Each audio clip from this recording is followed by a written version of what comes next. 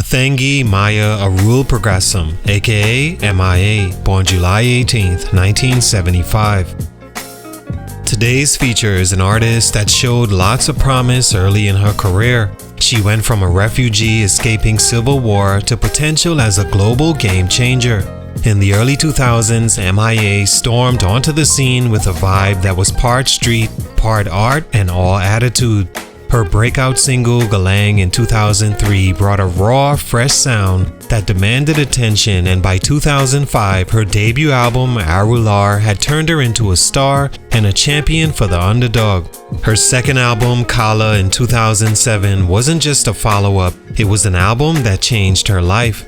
The hit single Paper Planes, with its irresistible beat and sly commentary, became a global anthem, racked up Grammy nominations, and cemented her status as a cultural force. But M.I.A wasn't content with just making hits.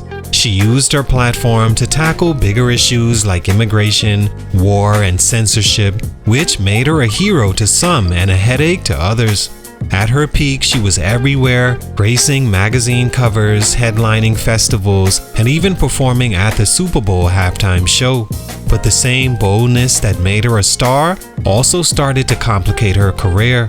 One of her most publicized controversies came after the 2012 Super Bowl. During her halftime performance with Madonna, M.I.A flipped off the camera, leading to a $16.6 million lawsuit from the NFL. At the time, she was under Jay-Z's Roc Nation management, but their advice to settle the case didn't sit right with her.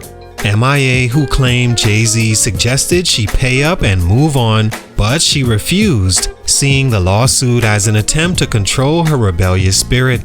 Years later, she revealed that Jay-Z had even suggested she consider plastic surgery during their early meetings, a recommendation she flat out rejected. These moments highlight the ongoing tension between her authenticity and the industry's expectations. M.I.A never played by the industry rules, and that independent streak started to rub people the wrong way. Controversies seemed to follow her, from flipping off the camera at the Super Bowl to making blunt, unfiltered statements that often overshadowed her music. Her later albums struggled to capture the magic of Kala, leaving people to wonder if her sound had ran its course or if the industry just wasn't ready for what she brought to the table.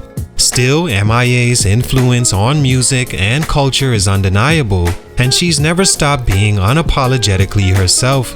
But in an industry like entertainment, there's levels to who's allowed to break the rules and be themselves, right or wrong, and M.I.A obviously wasn't one of them. What happened? Let's talk about it. It's your boy JC, Stunted Growth Music. Take a minute to like, subscribe, and comment on who I should do next. M.I.A is a rapper, singer, and producer from London, England, born to Sri Lankan Tamil parents. She had a childhood surrounded by music and art that was also marked by political turbulence.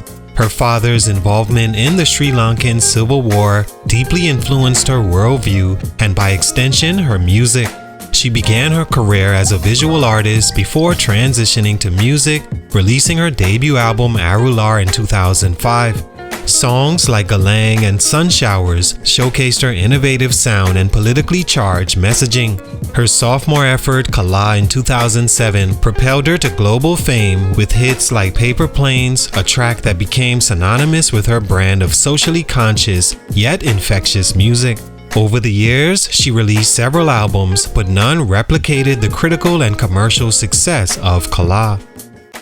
Stunt number 1, controversies overshadowed her art. One of the most significant factors that contributed to M.I.A.'s career decline was her attraction for controversy, which often overshadowed her artistry. From the outset, she wasn't afraid to stir the pot, whether through her music videos, interviews, or public statements. While this approach initially bolstered her image as a fearless provocateur, it gradually became a double-edged sword. A prime example was her 2012 Super Bowl halftime performance with Madonna, where she infamously flipped the middle finger to the camera during a live broadcast. The incident sparked outrage, leading to a legal battle with the NFL, which demanded millions in damages. While some fans applauded her rebellious spirit, The mainstream media and industry figures saw her as unpredictable and unprofessional. This tarnished her reputation and alienated potential collaborators and sponsors. M.I.A.'s outspoken nature extended to her political commentary, which often polarized audiences. She faced backlash for her tweets and interviews about global conflicts, particularly her criticisms of the U.S. government and her outspoken support for Tamil independence. While her activism was authentic and rooted in personal experiences, it sometimes came across as alienating or poorly timed. For example, her comments on Black Lives Matter in 2016, where she questioned the movement's exclusivity, were widely criticized as tone-deaf. Such controversies distracted from her music and eroded her credibility as an artist. Ultimately, while M.I.A.'s provocations initially made her a standout figure, they increasingly overshadowed her music, making her more synonymous with controversy than creativity. Stunt number 2, struggles to evolve musically. Another reason for M.I.A.'s career decline was her difficulty in evolving her sound to keep up with changing musical trends while maintaining her unique identity. When she first emerged, her music was groundbreaking. Albums like Arular and Galang were celebrated for their fusion of global sounds, unconventional production, and unapologetic lyrics. However, as the music industry evolved, so did the listeners' expectations, and M.I.A.'s later work struggled to capture the same magic. Her 2010 album M.I.A. marked a noticeable shift. While it did retain her signature style, critics and fans found the project less cohesive and more chaotic than her previous efforts. Tracks like XXXO aimed for a more commercial sound but felt at odds with her underground roots. The album's reception was lukewarm, signaling the beginning of a disconnect between M.I.A. and her audience. By the time she released Matangi 2013, her music seemed to lack the innovation that once defined her career. Although these albums contained standout tracks, they failed to resonate on a broader scale. Some critics argued that her sound had become repetitive, relying too heavily on the same characteristics that had made her famous. Others noted that her attempts to incorporate newer trends like trap beats and EDM influences felt forced rather than organic. In an era where artists were seamlessly blending activism with mainstream appeal, M.I.A. struggled to strike a balance. Her unwillingness or inability to adapt while staying true to her artistic vision left her music feeling stagnant. As a result, she found herself increasingly out of step with both the industry and her listeners. Because of this, she routinely missed the mark with her albums, only Galang going at least gold. She was never a big draw on the charts with her albums or singles in the US market, and the aforementioned could be the reason why. Stunt number 3, limited industry support and marketability. The final reason for M.I.A.'s career decline lies in her complicated relationship with the music industry and her challenges in maintaining marketability.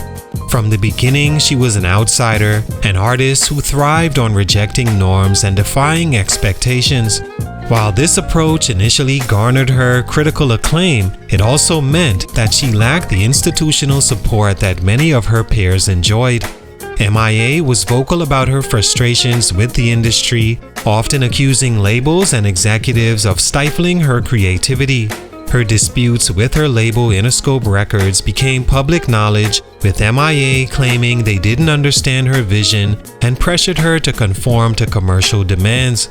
This strained relationship limited the promotional push behind her later projects, making it harder for her music to reach a worldwide audience. Additionally, M.I.A.'s marketability suffered due to her polarizing persona. Brands and media outlets were hesitant to associate with an artist who courted controversy and refused to play by the rules. In contrast, artists like Lady Gaga and Kanye West, who also embraced controversy, managed to balance it with strategic partnerships and a more accessible public image. M.I.A.'s uncompromising stance made her a challenging figure for the industry to support, further isolating her from the mainstream. Her limited presence on social media platforms in recent years has also hindered her ability to engage with younger audiences. In a digital age where artists rely on platforms like Instagram, TikTok, and Twitter to connect with fans and promote their work, M.I.A.'s sporadic and often controversial posts have not been enough to sustain her relevance. Without strong industry backing or online presence, her music has struggled to find a foothold in an increasingly crowded market. All in all, M.I.A. remains an influential figure in music and an artist whose impact on the industry cannot be overstated.